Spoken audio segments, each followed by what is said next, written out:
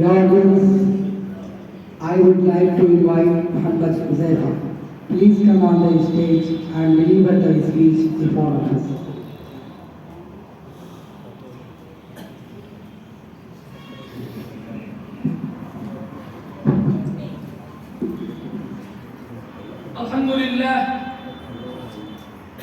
الحمد لله رب العالمين والصلاة والسلام على سيد الأنبياء والمرسلين وعلى آله وصحبه أجمعين.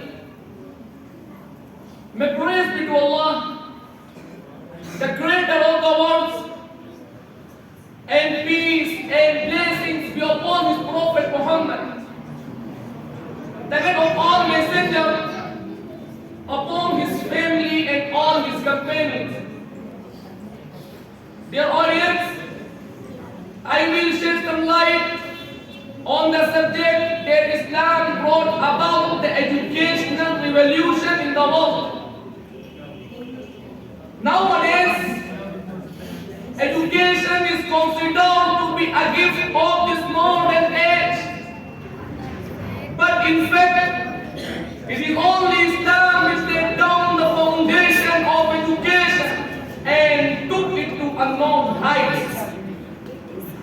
It is an established truth that Islam has not only attached much emphasis on education, rather it is the messenger of knowledge and leader of the educational revolution.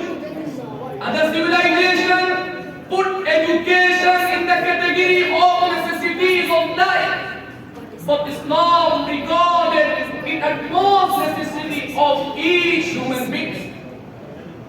The audience, unlike other religions and civilizations, Islam termed education as basic right of every individual in the society. The Greeks and China have made extraordinary progress in the field of education and art, but they not favor the education for all. Plato is also dream of the democracy and equality, but he did not go beyond